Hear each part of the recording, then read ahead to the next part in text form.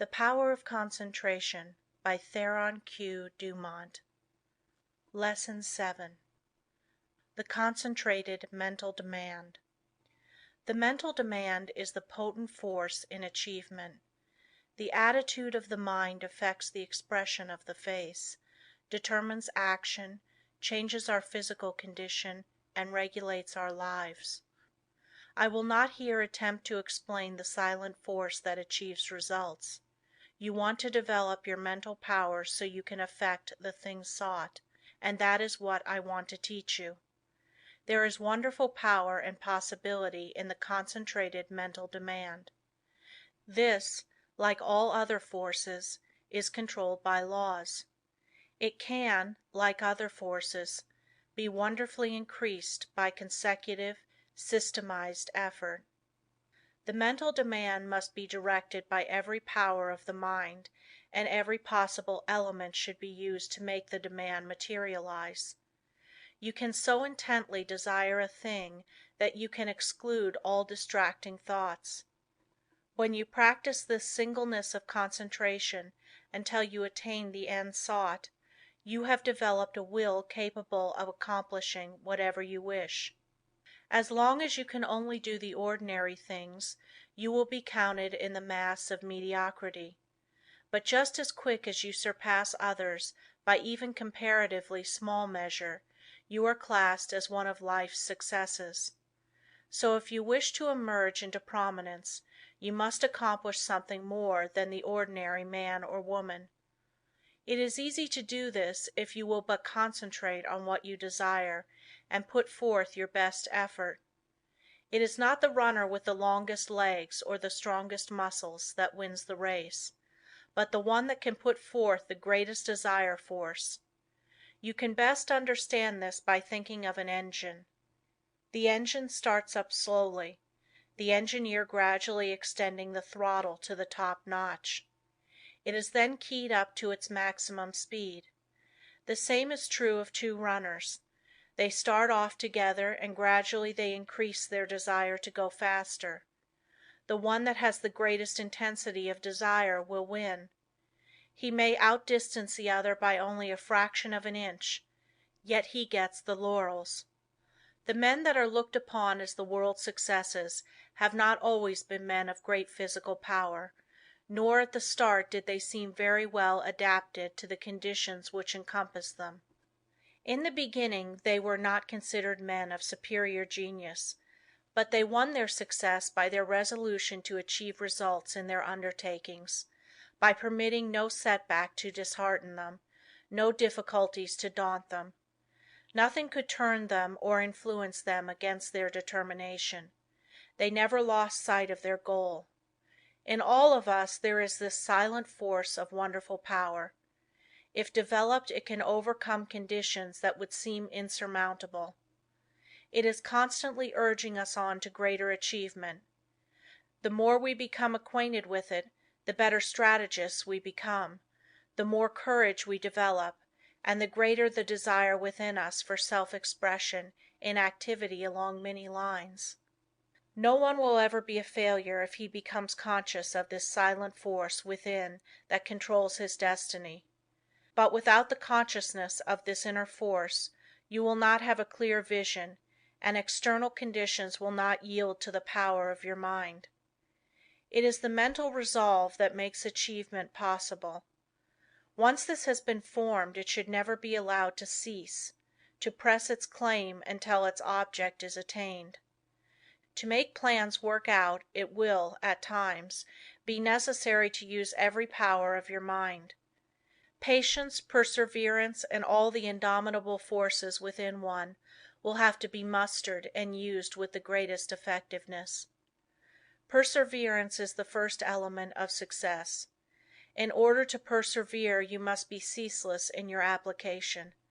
It requires you to concentrate your thoughts upon your undertaking and bring every energy to bear upon keeping them focused upon it until you have accomplished your aim.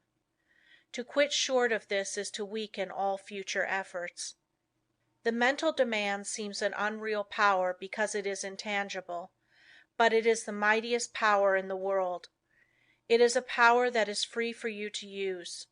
No one can use it for you. The mental demand is not a visionary one.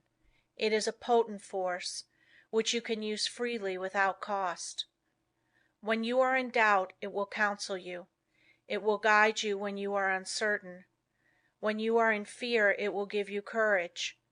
It is the motive power which supplies the energies necessary to the achievement of the purpose. You have a large storehouse of possibilities. The mental demand makes possibilities realities. It supplies everything necessary for the accomplishment. It selects the tools and instructs how to use them. It makes you understand the situation. Every time you make a mental demand, you strengthen the brain centers by drawing to you external forces. Few realize the power of a mental demand. It is possible to make your demand so strong that you can impart what you have to say to another without speaking to him. Have you ever, after planning to discuss a certain matter with a friend, had the experience of having him broach the subject before you had a chance to speak of it? Have you ever, in a letter, made a suggestion to a friend that he carried out before your letter reached him? Have you ever wanted to speak to a person who, just then walked in or telephoned?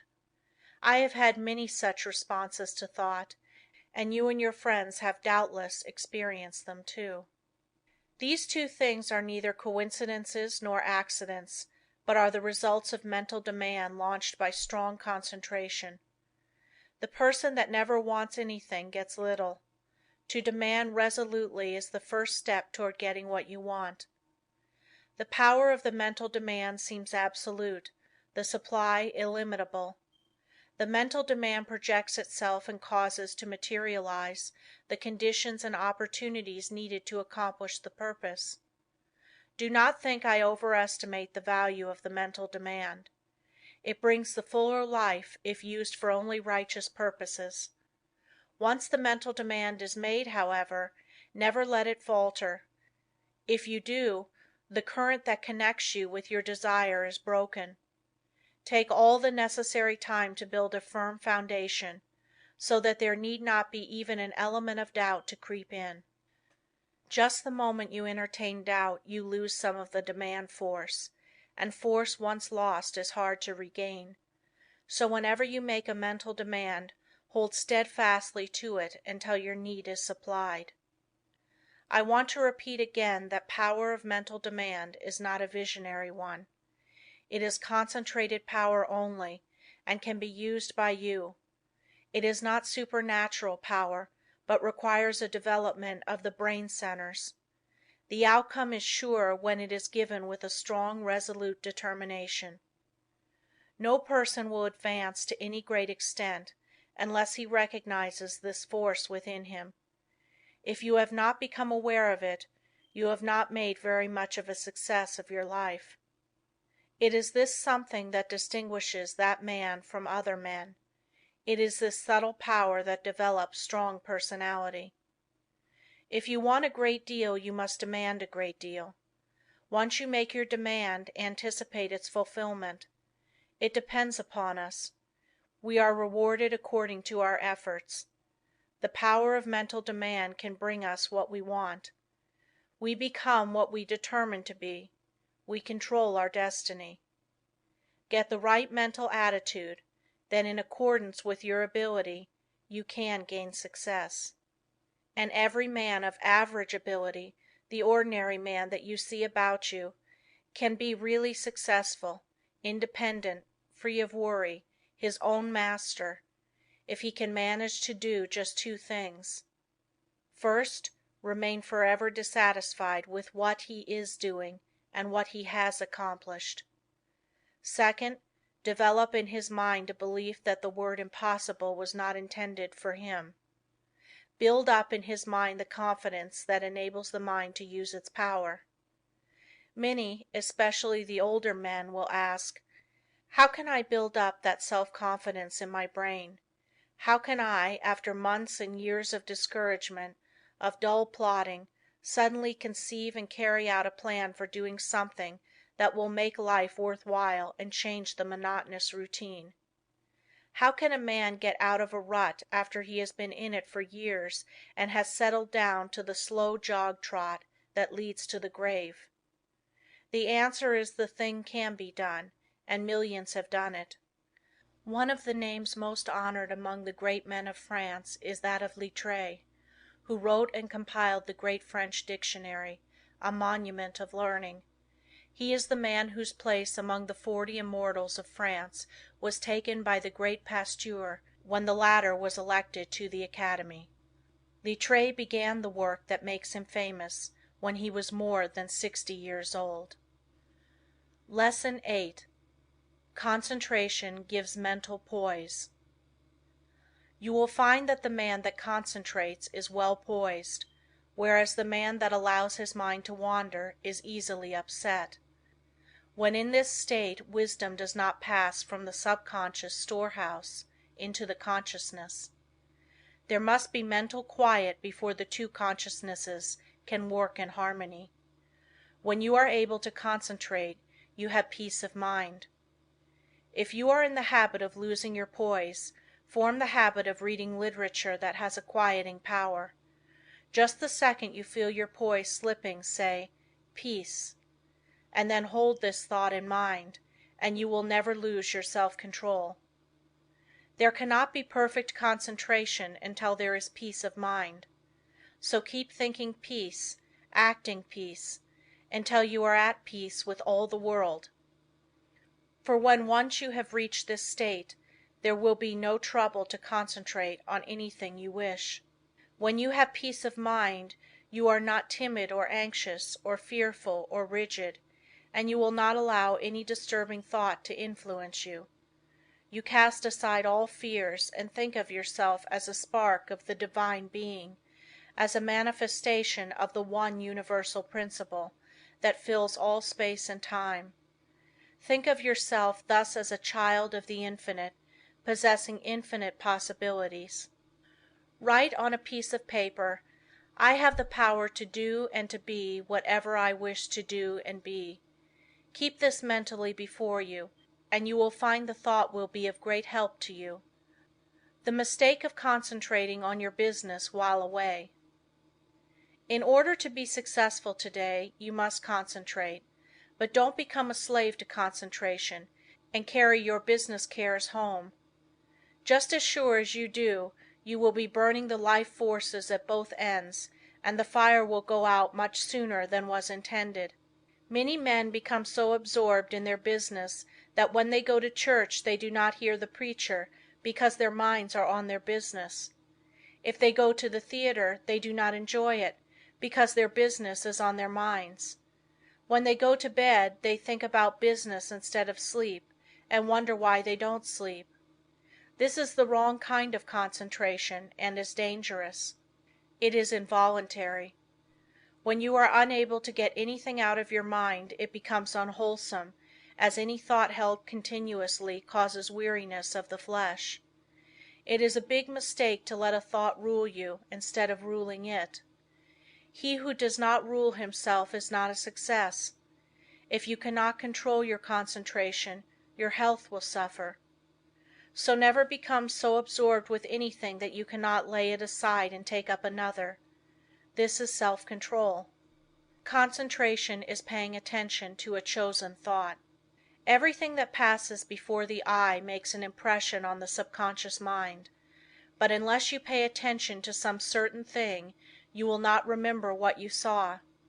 For instance, if you walk down a busy street without seeing anything that attracted your particular attention, you could not recall anything you saw. So you see only what attracts your attention. If you work, you only see and remember what you think about. When you concentrate on something, it absorbs your whole thought. Self-study valuable. Everyone has some habits that can be overcome by concentration. We will say, for instance, you are in the habit of complaining or finding fault with yourself or others, or imagining that you do not possess the ability of others, or feeling that you are not as good as someone else, or that you cannot rely on yourself, or harboring any similar thoughts or thoughts of weakness. These should be cast aside and instead thoughts of strength should be put in their place.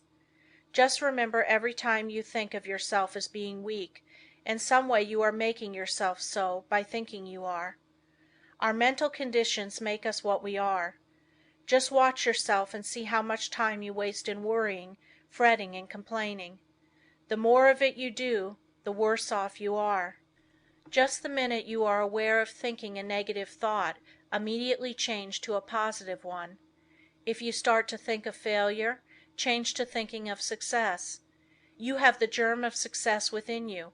Care for it the same as the setting hen broods over the eggs, and you can make it a reality. You can make those that you come in contact with feel as you do, because you radiate vibrations of the way you feel, and your vibrations are felt by others. When you concentrate on a certain thing, you turn all the rays of your vibrations on this. Thought is the directing power of all life's vibrations. If a person should enter a room with a lot of people and feel as if he were a person of no consequence, no one would know he was there unless they saw him, and even if they did, they would not remember seeing him, because they were not attracted towards him. But let him enter the room feeling he was magnetic and concentrating on this thought, others would feel his vibration. So remember the way you feel, you can make others feel. This is the law. Make yourself a concentrated dynamo from which your thoughts vibrate to others. Then you are a power in the world. Cultivate the art of feeling, for as I said before, you can only make others feel what you feel. If you will study all of the great characters of history, you will find that they were enthusiastic. First they were enthusiastic themselves, and then they could arouse others' enthusiasm. It is latent in everyone. It is a wonderful force when once aroused. All public men to be a success have to possess it. Cultivate it by concentration. Set aside some hour of the day wherein to hold rapt converse with the soul. Meditate with sincere desire and contrite heart, and you will be able to accomplish that which you have meditated on. This is the keynote of success. Think, speak, and act just as you wish to be, and you will be that which you wish to be. You are just what you think you are, and not what you may appear to be. You may fool others, but not yourself. You may control your life and actions just as you can control your hands. If you want to raise your hand, you must first think of raising it. If you want to control your life, you must first control your thinking. Easy to do, is it not? Yes, it is, if you will but concentrate on what you think about. For he only can that says he will. How can we secure concentration? To this question, the first and last answer must be, by interest and strong motive. The stronger the motive, the greater the concentration. Eustace Miller, M.D. The successful lives are the concentrated lives. The utterly helpless multitude that sooner or later have to be cared for by charity are those that were never able to concentrate, and who have become the victims of negative ideas. Train yourself so you will be able to concentrate your thought and develop your brain power and increase your mental energy, or you can be a slacker, a drifter, a quitter, or a sleeper. It all depends on how you concentrate or centralize your thoughts. Your thinking then becomes a fixed power, and you do not waste time thinking about something that would not be good for you. You pick out the thoughts that will be the means of bringing you what you desire, and they become a material reality. Whatever we create in the thought world will some day materialize. That is the law. Don't forget this. In the old days men drifted without concentration, but this is a day of efficiency, and therefore all our efforts must be concentrated if we are to win any success worth the name. Why people often do not get what they concentrate on. Because they sit down in hopeless despair and expect it to come to them. But if they will just reach out for it, with their biggest effort, they will find it is within their reach. No one limits us but ourselves. We are what we are today as the result of internal conditions. We can control the external conditions. They are subject to our will. Through our concentration we can attract what we want, because we become in rapport with the universal forces from which we can get what we want. You have watched races, no doubt. They all line up together. Each has his mind set on getting to the goal before the others. This is one kind of concentration. A man starts to think on a certain subject. He has all kinds of thoughts come to him, but by concentration he shuts out all these but the one he has chosen. Concentration is just a case of willing to do a certain thing and doing it. If you want to accomplish anything first, put yourself in a concentrating, reposeful, receptive, acquiring frame of mind. In tackling unfamiliar work make haste slowly and deliberately, and then you will secure that interior activity which is never possible when you are in a hurry or under a strain. When you think hard, or try to hurry results too quickly, you generally shut off the interior flow of thoughts and ideas. You have often, no doubt, tried hard to think of something but could not, but just as soon as you stopped trying to think of it, it came to you. End of Lesson 8.